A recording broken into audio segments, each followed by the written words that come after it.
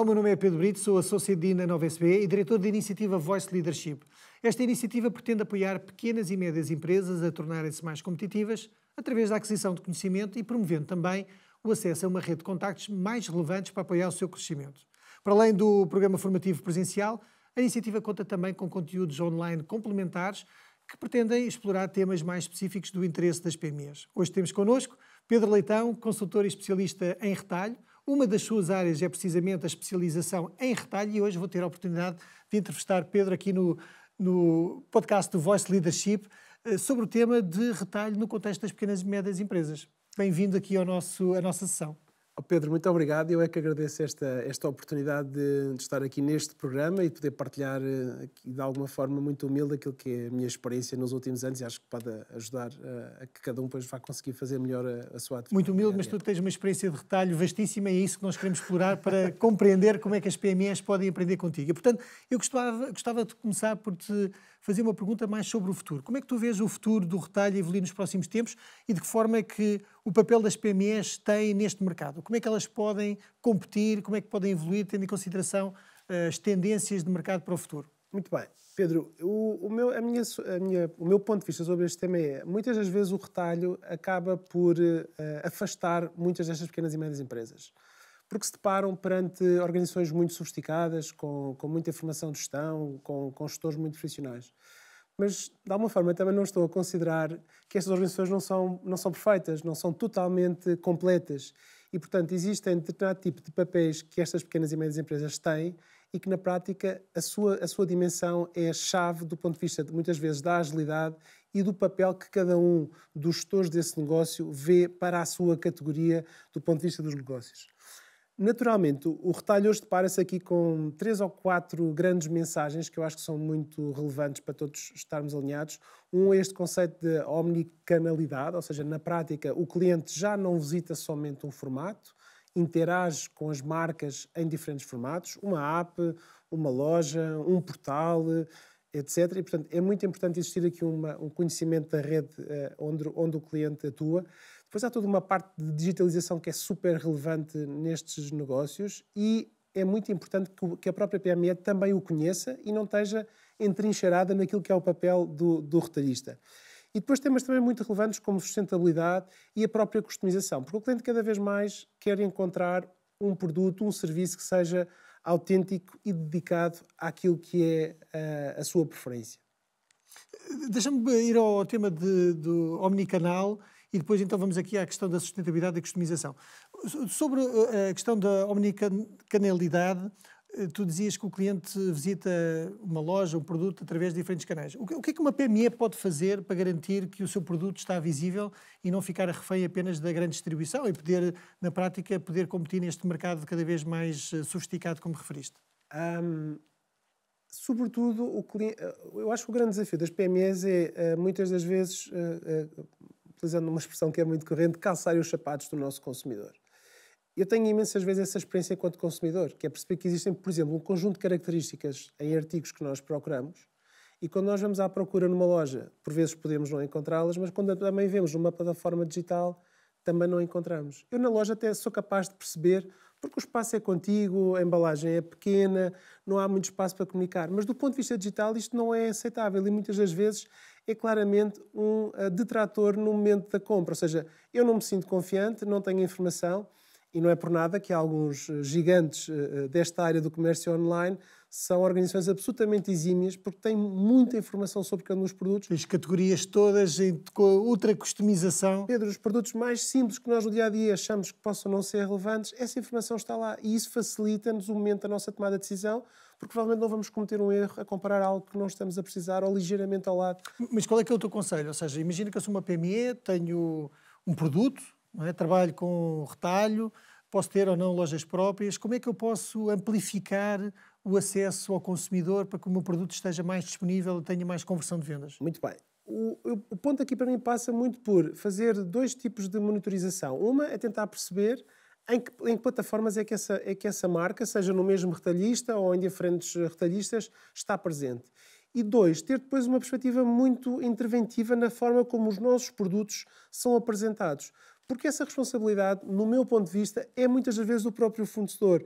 Portanto, as pequenas e médias empresas não podem esperar que seja o retalhista que gere centenas de SKUs, que se vá preocupar com alguns detalhes que são críticos no momento da decisão por parte do consumidor. Sem dúvida. E, portanto, é a PME que cumpre perceber o seu negócio e dizer, olha, atenção, que nesta plataforma a informação não está correta, ou se adicionasse este tipo de informação, isso facilitaria, e depois medir, claramente, tentar perceber quais são os impactos dessas sugestões e dessas decisões no dia-a-dia. Depois falaste na questão da sustentabilidade e customização e utilizaste a palavra autenticidade. O que é que isto significa na prática? Bom, o tema... Há um aspecto que a mim me parece muito relevante e a minha experiência de negociação e de relação com muitas empresas, com pequenas e médias empresas, e esse é claramente um dos meus motivos por gostar muito de estar envolvido neste programa, é sentir que estas organizações necessitam naturalmente de alguma pequena colaboração, porque depois a seguir elas vão fazer o caminho sozinhas e vão se surpreender. Muitas vezes nem sequer acreditam que são capazes de fazer aquilo que vêm a fazer. E como eu muitas vezes tive que as dinamizar, sinto que pequenas ajudas que nós possamos dar têm um impacto. Queres dar um exemplo só para materializar aqui? Sim, olha, vou dar-te aqui um exemplo de um processo simples. Há uns anos atrás trabalhava com uma empresa aqui em Castelo Branco, que é um dos maiores produtores de presunto a nível nacional, e fizemos um trabalho, desafiei-os a lançar uma gama de produtos, neste caso comercializados fora do frio. Estava a emergir este tema da sustentabilidade. E há um dia em que o parceiro me apresenta uma embalagem com uma marca dele, uma marca exclusiva, que era um craft, imagina, semelhante a deste caderno da Nova SPE. E eu achei aquilo ótimo enquanto consumidor, mas eu provavelmente, enquanto comprador profissional, eu não estava suficientemente interessado.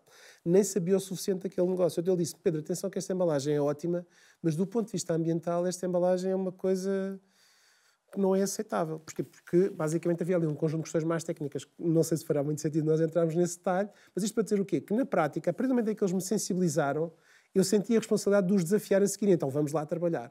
E lembro, inclusivamente, de trabalhar com eles, com os seus próprios fornecedores, a definir especificações, a encontrar alternativas, para depois, para além de entregar o negócio e a proposta de valor para o consumidor, ter a certeza que, também do ponto de vista da apresentação do produto, cumpriam um conjunto de normas que no passado não eram requisitos, mas que hoje em dia nós sentimos que o consumidor muitas das vezes decide as suas escolhas em função destes detalhes que no passado não eram claramente atributos de compra para as suas decisões. Perfeito. Diz-me uma coisa, com o aumento do peso das marcas de distribuição do retalho, como é que tu aconselhas que as PMEs possam optar pelo desenvolvimento de negócio das suas marcas ou pelas marcas de distribuição? Qual é que é a tua visão sobre esta matéria? Cá está, um bocadinho como eu dizia há pouco, muitas das vezes as pequenas e médias empresas afastam-se das suas marcas e isso por vezes é um erro. Sobretudo, qual é que para mim é a primeira mensagem que eu gostava de deixar? Qual é que é o objetivo meu enquanto PME de me abordar àquele canal de distribuição? O que é que eu pretendo?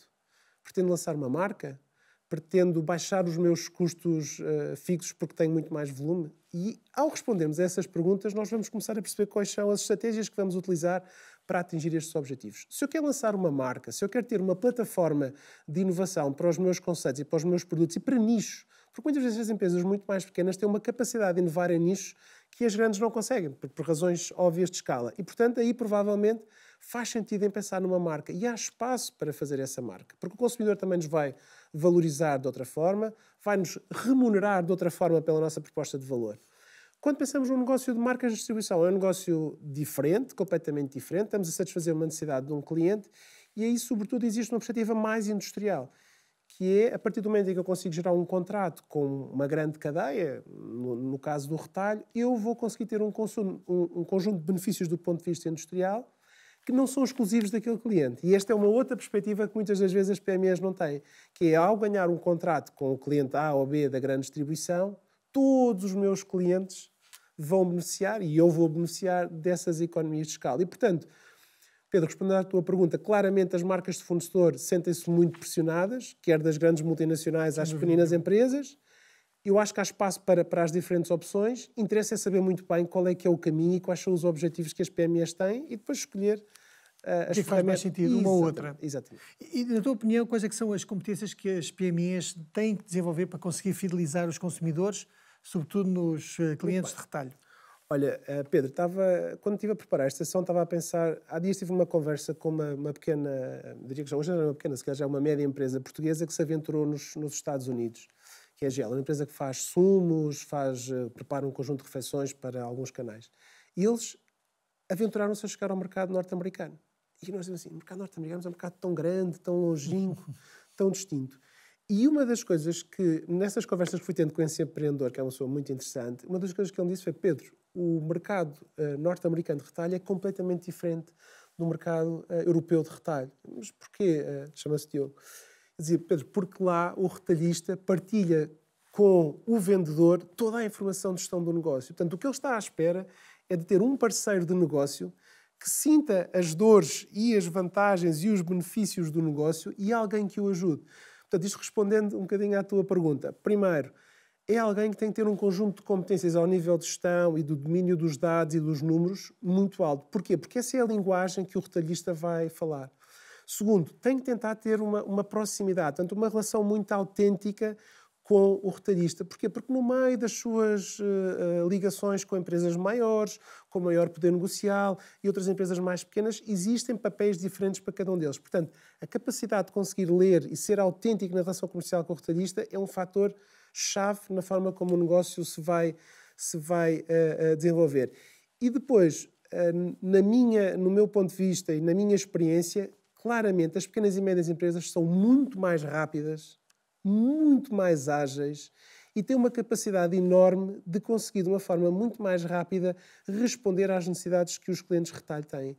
E muitas das vezes as organizações esquecem-se dessa mais-valia, porque estamos a falar de um negócio que é super competitivo, é muito concorrencial, todas estas empresas têm formas de monitorizar o comportamento dos outros em todos os aspectos, são estruturas muito profissionais e, portanto, quem é mais rápido a entregar valor consegue chegar muito mais rápido ao mercado com uma inovação.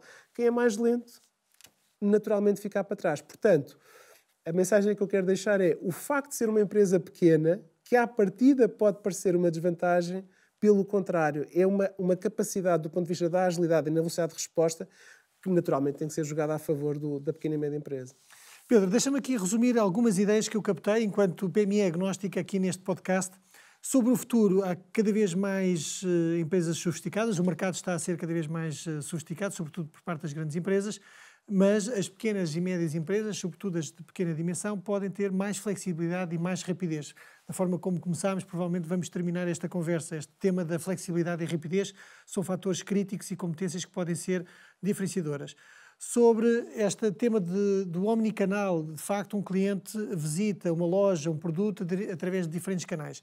E de facto nós temos que compreender quais é que são as características do nosso produto, porque muitas vezes no espaço físico não temos toda a tipologia, toda a oferta de um determinado produto e deve partir mais do lado do fornecedor do que do lado do retalhista a capacidade de intervenção na forma como o produto é apresentado. Pequenas mudanças, pequenas melhorias, pode fazer muita diferença, até porque, como tu disseste, o retalhista, a empresa de distribuição, tem dezenas, centenas, milhares de produtos que torna-se impossível fazer uma otimização tal como o fornecedor desejaria. Portanto, deve fazer parte da responsabilidade, exigir, melhorar, aconselhar o distribuidor a fazer estas melhorias para aumentar o impacto que tem nas vendas, nos resultados.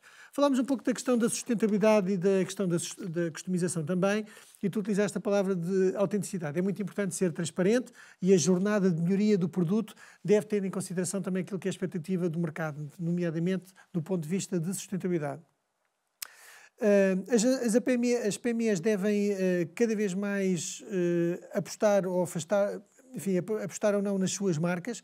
Em que medida é que faz sentido aliar-me a uma empresa a uma rede de distribuição e perceber o que é que eu ganho com isso e o que é que eu perco com isso. E há vários caminhos, não é? Tu deste aqui dois caminhos. Por um lado, se eu for um fornecedor de produto para uma empresa de distribuição, uma empresa de retalho, posso ter uma perspectiva mais industrial e não posso esquecer é que não estou a fornecer apenas uma rede de distribuição, um retalhista, posso industrializar isso e capitalizar numa lógica de economia de escala a produção do meu produto para diferentes marcas próprias desse retalhista. Noutros casos, a criação da minha marca pode criar mais valor. Naturalmente, com mais esforço, mas no final do dia o valor acrescentado pode ser muito superior. Portanto, as empresas devem compreender onde é que eu me quero posicionar. Quero ter a minha marca própria, com mais esforço, mas criação de valor bastante mais interessante, depende do produto, depende do mercado, depende de muitos fatores. Tu também, como mentor, partilharás essas ideias, ou ter uma abordagem um pouco mais industrial. Sobre as competências, nunca esquecer, uma vez mais, a importância das parcerias e a partilha de conhecimento. O nosso mercado é diferente de outros mercados, comentaste o mercado dos Estados Unidos, mas, acima de tudo, recordar que as PMEs têm mais agilidade para conseguir customizar e conseguir ser mais rápido, essa foi a palavra-chave que tu utilizaste, e talvez alguma inovação para responder àquilo que são as necessidades do nosso cliente.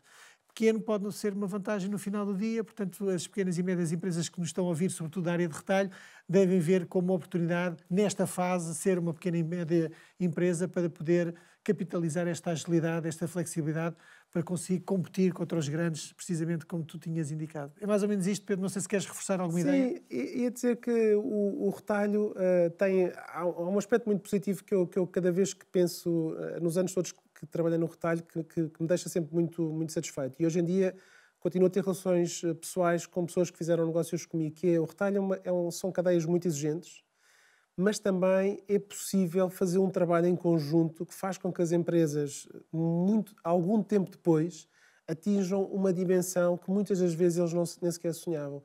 E, portanto, se em primeira instância estas cadeias nos podem afastar, claro que é preciso ter boas competências de gestão, é preciso dominar bem os números, é preciso acompanhar muito bem o negócio, porque normalmente o retalho não proporciona as melhores margens de rentabilidade para os negócios, tem outras vantagens do ponto de vista industrial, como eu consegui referir, mas são cadeias que nos estimulam e nos desafiam muito a tornar-nos cada vez melhores. E eu acho que isso é um dos fenómenos mais ricos e há imensos casos em pequenas empresas portuguesas, sei lá, que não exportavam, começaram a trabalhar para os mercados nacionais e hoje em dia estão a exportar para outros mercados. Mas achas que tem a ver com esta experiência com o mercado retalhista? Acho que tem a ver com o facto de terem sido obrigados a terem que se profissionalizar e a ganhar escala, porque, Pedro, há mercados onde a oferta não é um tema, no sentido em que há sempre possibilidade. Há mercados onde isso não acontece. E, portanto, a própria distribuição tem que fazer um trabalho a montante com as suas cadeias de abastecimento para garantir que eles têm lá, imagina, as maçãs que tu ou eu compramos no supermercado. E o que acontece é que a partir do momento em que tu começas, retalhista, a profissionalizar este trabalho com um produtor de maçãs, ele que tinha uma estrutura muito rudimentar, ao fim de algum tempo tem capacidade de poder chegar a outros mercados. Porquê? Porque ele já cresceu a um ponto, o mercado nacional já não precisa de mais maçãs e ele já tem uma capacidade... Mas está suficientemente preparado e com Está competências preparado, ganhou competências de logística, de produção, de comercialização, de campanhas, enfim. Há um conjunto de exigências que são grandes, mas de uma forma que tornam-nos muito mais competentes e muito mais preparados para abraçar outros desafios. E que se não vivêssemos essa experiência... provavelmente seria mais difícil. Ou muito mais lento. E muito mais lento. Portanto, pode ser visto como um parceiro e alguém que nos ajude. Outro aspecto que eu acho também é super relevante. Estar no retalho é estar numa montra que é muito apetecível. Portanto, quando alguém está interessado em ajustar qualquer negócio, um sítio fácil de perceber quem são os players nesse mercado é ir a uma prateleira de supermercado. É verdade. E ao fim de pouco tempo sabemos quem eles são. Portanto, o facto de eu também estar ali potencia a minha imagem, o reconhecimento da minha empresa, as oportunidades comerciais. E a visibilidade é completamente diferente. E, portanto, se eu estiver escondido, provavelmente ninguém se vai lembrar de mim. Perfeito. Pedro, muito obrigado e espero Obrigado, ver-te em breve aqui no podcast do Voice Leadership. Até breve. Pedro, muito obrigado.